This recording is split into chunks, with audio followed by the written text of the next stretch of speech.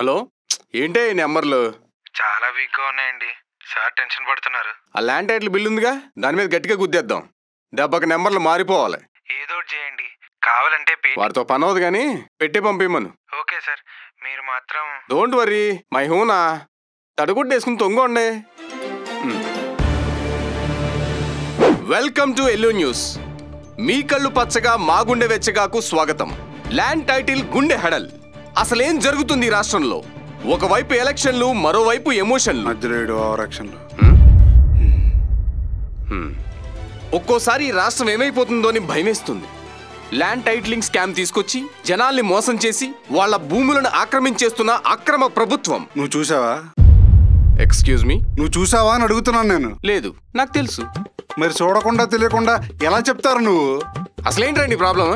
ఏంటి problem? Security security ఇలా గుడిసేడేంటి? Cut చేసావు అనుకో ఇంకా పడుతుంది. అవును రే, నువ్వు న్యూస్ రాస్తావా సేకరిస్తావా? రాస్తాం. సరదాగా ఒక ఆట ఆడదామా? ఏంటది? నువ్వు రాసిన సొల్లు చదువు, అది తప్పు అయితే ఒకటి పడుతుంది. ల్యాండ్ టైటిలింగ్ యాక్ట్ లో జడ్జిలకు సంఖ్యలు, అధికారుల చేతిలో భూములు. ఒక్కేం కాదు, భూమి మీద వివాదం ఉంటే టైటిల్ రిజిస్ట్రేషన్ అధికారి దగ్గరికి వెళ్ళొచ్చు, కోర్టుకి వెళ్ళొచ్చు. కోర్టు నిర్ణయం వచ్చాకే అధికారి నమోదు చేసుకుంటారు తప్ప కోర్టులను కట్టేశారు, అధికారులకు ఆ హక్కులన్నీ ఇచ్చేశారు అన్నది శుద్ధ అబద్ధం. ఆ తర్వాత భూ హక్కులు హరించారు, ప్రజల ఆస్తులకు ఎసరు పెట్టారు. పాత వ్యవస్థను అప్గ్రేడ్ చేసి కొత్త విధానంలో రీసర్వే చేయించి మీ భూమిలో అప్డేట్ చేసి ఆస్తులను కాపాడే వాడికి చట్టభద్రత కల్పిస్తుంటే నీకు ఇష్టం వచ్చినట్టు మాట్లాడతావు. అయినా ఇప్పుడు జరిగేది రీసర్వేరా.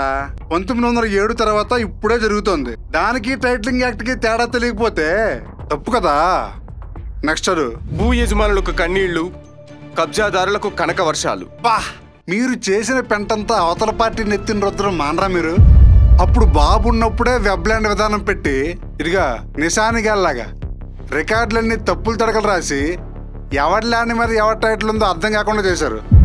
ఇప్పుడు జగనన్న కొత్త విధానంలో ఈ సమస్యలే లేకపోగా కబ్జాలు కాకుండా కరెక్ట్ పట్టాలు ఇస్తుంటే కన్నీళ్లు, కనక వర్షాలు అనే రైమింగ్లు, సొల్లు ఇంకేం రాసుకొచ్చావు?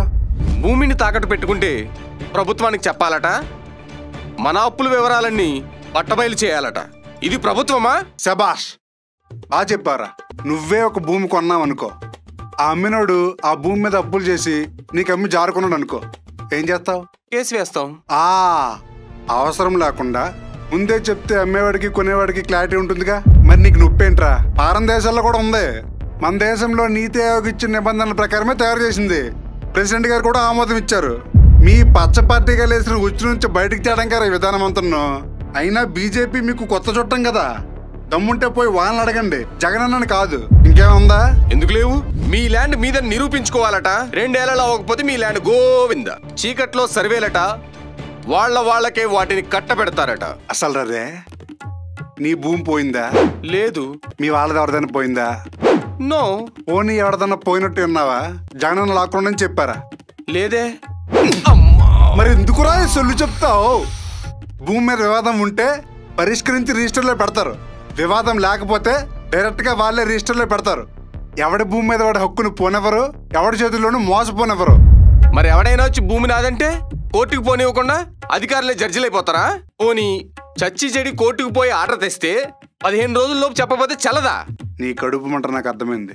భూమి మీద వివాదం వస్తే కోర్టు ఫీజులు, లాయర్ ఫీజులు, కోర్టు చుట్టూ ఏళ్ల తరబడి తిరగడాలు, ఇవేమీ లేకుండా అధికారులే ఊరు జనాలను పిలిపించి, చుట్టుపక్కల ల్యాండ్ ఓనర్లను పిలిపించి, సర్పంచ్ని పిలిపించి వాళ్ళని ఎంక్వైరీ చేసి ఎవడి భూమి ఆడికి ఇప్పిస్తుంటే నీకు బాధ. కోర్టు ఆర్డర్ వచ్చాక అధికారులకు చూపిస్తేనే కదా రిజిస్టర్ చేసేది. చూపించకుండా ఇంట్లో పెట్టుకుంటే అదేమన్నా గుడ్లు పెడుతుందా, లేదంటే కొత్త భూములు ఇస్తుందా? నీ పిచ్చి పచ్చ. సరే, ఎవను పడితే వాణ్ణి టీఆర్ఓగా పెట్టేసి జడ్జిలాగా ఆ అధికారులే పెదరాయిడ్ రేంజ్ లో ఫీల్ అవుతుంటే ఏమంటారు దాన్ని? అరే, అక్కడ ఒక పద్ధతి, రూల్స్ ని పకడ్బందీకి రాసి ఎవడొచ్చినా అవే పాటించాలని ముద్రేసి మరి అధికారులను పెడుతుంటే నీలాంటాడో నాలంటాడో వచ్చి కెలకడానికి, ఎవడికి పడితే అడికి ల్యాండ్లు ఇచ్చడానికి ఇదేనా పప్పు బెల్లం అనుకుంటున్నావేంట్రా? ఇప్పుడు నీ భూమిని అదేని రిజిస్టర్ చేశాననుకో, నువ్వు 2 ఏళ్ళు మాట్లాడలేదనుకో, ఆ భూమిని అదేగా. పైగా చదువురాని రైతుల చేత రాత్రికి రాత్రి భూములు రాయించుకుంటున్నారుగా. ఎవడు చెప్పాడ్రా రాత్రికి రాత్రి రాయిస్తారని? అన్ని పరిశీలించి అందరి ముందు పద్ధతిగా చేసిన సర్వేల ఆధారంగానే ఇస్తారు. రిజిస్ట్రేషన్లు చేయాలన్నా పేరు తీయాలన్నా అన్నీ ఆన్లైన్లోనే జరుగుతాయి. అందరికీ ఓపెన్గానే ఉంటుంది. ఆ మాత్రం తెలియదురా మీకు? అయినా సరే ఈ పార్టీ చేసింది కాబట్టి అది తప్పే.